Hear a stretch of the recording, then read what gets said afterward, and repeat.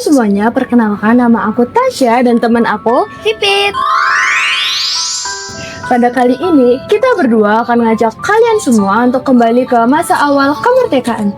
Tahun 1945 bukan hanya tentang proklamasi, tapi juga awal perjuangan panjang mempertahankan kemerdekaan baik di bidang politik maupun ekonomi. Gimana sih waktu awal kemerdekaan Indonesia? Yuk kita aktifkan kembali waktu awal kemerdekaan Indonesia.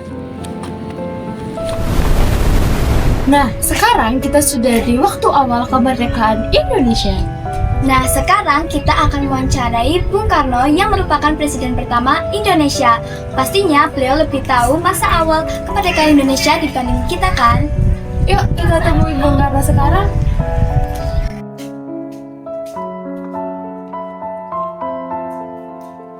Permisi. Selamat siang Bung Karno. Ya, kenalkan diri ada apa ya? Ibu kami dari masa depan izin bertanya kepada Bung Karno mengenai awal kemerdekaan Indonesia. Oke, untuk mengenai membahas tentang awal kemerdekaan Indonesia, lebih baik kita kalian boleh tanya-tanya saya sambil duduk aja. Oke, silakan duduk dulu. Terima kasih. Perkenalkan, saya Pipit dan teman saya. Saya Tasya. Kami datang dari masa depan ingin bertanya-tanya kepada Bung Karno mengenai perjuangan Indonesia setelah merdeka. Tentu saja anak muda. Ini saya izin menjelaskan sedikit ya. Jadi, pada awal kebangkitan kita, yaitu tepatnya pada tahun 1945 pada bulan Agustus, yang dimana bangsa kita baru saja membacakan proklamasi yang menandakan kita telah merdeka. Tetapi setelah proklamasi, pihak Belanda masih saja membawa pasukan Nica datang ke Indonesia. Tapi apa yang dilakukan oleh para pejuang bangsa pada saat itu untuk mempertahankan kemerdekaannya, Bung? Oke, jadi pada masa itu, langkah awal yang kami kerjakan adalah dengan membangun pemerintahan berdasarkan Undang-Undang Dasar 1945. Dan juga kami menyusun kementerian dan juga pastinya bertujuan untuk membangun Indonesia lagi atau membangun Indonesia supaya lebih kokoh. Tapi gak hanya itu saja, kami harus melewati berbagai perundingan-perundingan atau perjanjian-perjanjian dengan negara luar.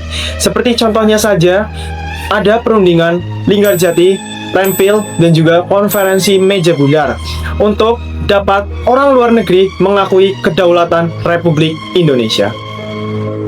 Namun, apakah semua rakyat mendukung perjuangan itu, Bung? Ya, pastinya. Rakyat berjuang di semua bidang. Seperti ada yang berjuang di medan perang, di meja diplomasi, dan juga dalam kehidupan sehari-hari. Yang tentunya kemerdekaan ini adalah bukan hasil dari hadiah dari negara lain, tetapi dengan tumpah darah atau semangat bangsa kita sendiri.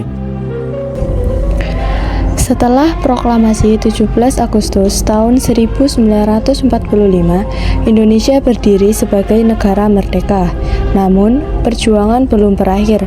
Belanda datang lagi bersama Nica, berusaha mengambil alih kekuasaan. Di tengah ancaman ini, pemerintah baru harus segera membangun sistem politik dan ekonomi yang kuat untuk mempertahankan kemerdekaan. Nah, oke, jadi begini ya, karena kalian udah jauh-jauh nih datang ke sini buat wawancara atau tanya-tanya tentang awal kemerdekaan Indonesia, lebih baik kalian juga membahas tentang ekonomi yang ada pada saat awal kemerdekaan Indonesia, yaitu ekonominya itu sangat memprihatinkan sekali, Mbak. Nah, pastinya kalian juga harus tanya-tanya dan juga wawancara dengan orang yang tepat.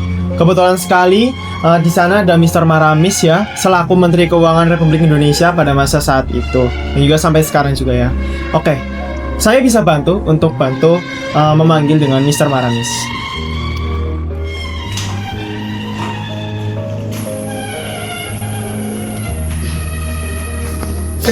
Pak Maramis, kebetulan sekali. Jadi seperti ini Pak, itu ada orang dari masa depan mau wawancarai Bapak kan selaku Menteri Keuangan buat wawancara tentang ekonomi yang ada di Indonesia pada saat awal kemerdekaan. Dari Bapak bisa apa enggak ya? Kebetulan saya ada waktu yang lain.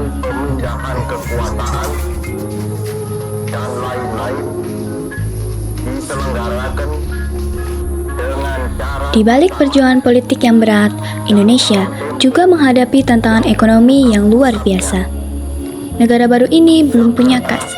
belum punya sistem keuangan, dan sebagian besar aset masih dikuasai Belanda. Dalam situasi sulit itulah muncul tokoh-tokoh ekonomi bangsa yang berjuang untuk membangun kemandirian.